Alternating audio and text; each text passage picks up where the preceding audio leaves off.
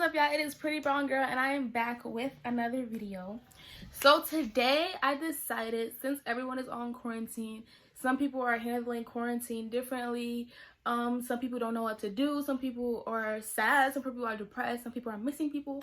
You know, everybody is handling the situation differently. So I decided that I should do a video on like ideas that you can do during quarantine to keep you busy, or just good ideas to do. Okay, so stay tuned. I hope I help you out. So yeah, I got you, and girl, if it's not you, then it ain't worth it, and I will get my all for it. So first thing I would say that you can do during quarantine is do something that you always wanted to do but you never had time to do. Okay, for example, me, I write music, I write songs. I would get lazy or tired during the school year. Like, I would come home from school, do homework, and go to sleep. So like, I really didn't have time to work on stuff like that. And then at one point I was also working, so I was in school, working, sleeping. That's it. That's all I was doing. So I didn't really have time to do nothing like that. So me, now that quarantine has started, I decided to really tackle that and actually start working on my music more and pursuing it, because I have a passion for it. I just never really had time to do it, or I never made time to do it. So now that you have time, do it. Okay, don't sit here, don't waste your days, don't lay around in the bed. Get up and be productive. Okay. Number 2, work on taking care of yourself.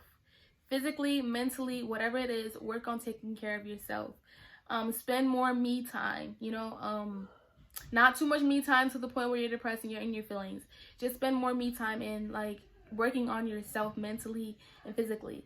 Like, when I say physically, I mean like do like a spa day, like do face masks, you know, just chill, feel good about yourself, working your skin, do anything, like take a bath. Like, you have time, so just do something that you can do. Like, feel me? And when I say mentally, working your happiness, you know, I feel like everybody should, now that you're being forced not to be around people, I feel like now you can like work on being okay with being by yourself, because there's a lot of people who is not okay with being by themselves. A lot of people don't like being by themselves and feel like they need to be around other people just to have fun or to be okay. And I'm not judging, because I felt that way before. I feel that way sometimes. Like, I'm like, okay, I need to be around people. But because I'm in a house full of people, it's like, it's not that hard for me. You know, it's not that hard for me to, like, it's not a complaint for me, because I'm still around a lot of people. I live with a lot of people, you know? But it's also still different when, like, you're not around other people besides your family. Like, I'm used to seeing my family every day. So next thing I would say is get in contact with old friends. When I say that, I mean, it all depends on what terms you guys are on.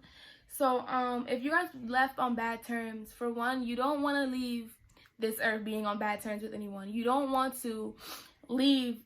You don't want to feel guilty for being on bad terms for someone if they pass away. Do you know what I mean? So, I say forgive them. Work on forgiveness. Work on learning how to forgive people. When I say forgiving does not mean rekindle. That does not mean reconnect. Everybody that you forgive, you do not have to become friends again. You do not have to become cool with again. Just know that if you guys come around or in the same room, you're chilling. You could say, hey, what's up? And go about your business. Ain't no beef, you know? Honestly, I'm big on, like, if I beef with you, I beef with you. I will never be friends again. I will never speak to you ever again. You know what I mean? But honestly, quarantine has pushed me to call people, figure out why we stopped talking. There are some people that we just straight up just stopped talking, and I was like, you know what? Let me be the bigger person. I'm getting older, I'm maturing, and I'm learning stuff. So like, I called this one person because I was like, all right, we just randomly stopped talking. So I'm the type of person, like, if I feel like I'm giving 90% and you're only giving 10%, I'm gonna lay off. I'm gonna back up, because I feel like I'm giving you too much and I feel like I'm bothering you, you know? So there's this one person that I was really close friends with, but I felt like we did not speak unless I spoke to them. Come in. I had this one friend, like, I felt like we didn't speak unless I spoke to them. So that bothered me. So I was like, all right, you know what? Let me stop calling him. Let me stop speaking to him. Let's see where we go. Guess what? We did not speak months after that. So during quarantine, about a week ago, I called her. I still had her number. So I called her and I was like, hey, what's up? How you been? I was like, so I just wanted to have a conversation on why we stopped being friends. Like, we were so tight. Like, when we was tight, we was like so tight. Like, we were close friends. And I was like, how can close friends just randomly stop talking like that? Like, how do we turn into strangers like that? So I had a conversation with her, and turns out she was going through things. She stopped talking to people in all. She didn't speak to nobody besides her family. So it was like, you can't always feel a type of way. I feel like after that, I felt like I was being very selfish. It's understanding, but at the same time, you have to communicate with people because you don't know what people are going through. There are reasons why people do what they do, and I had to understand that. So I think you should work on that. So I'm not saying don't be friends again with them, because I don't know what they done to you. I don't know why you stopped being friends. But in that situation, I'm cool with being her friend again because now I understand. Okay, next thing I would say you can do is declutter.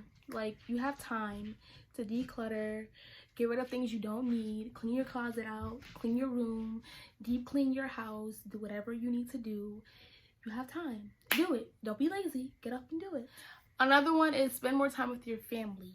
So I said that because a lot of people, they live with people, but they don't have a connection with them. They just live with them. They live with their family, but they don't actually communicate with them. So I feel like it's important to have family. Talk to your family, communicate with your family, get to know them more. Spend more time with them, especially now that you're in the house with them.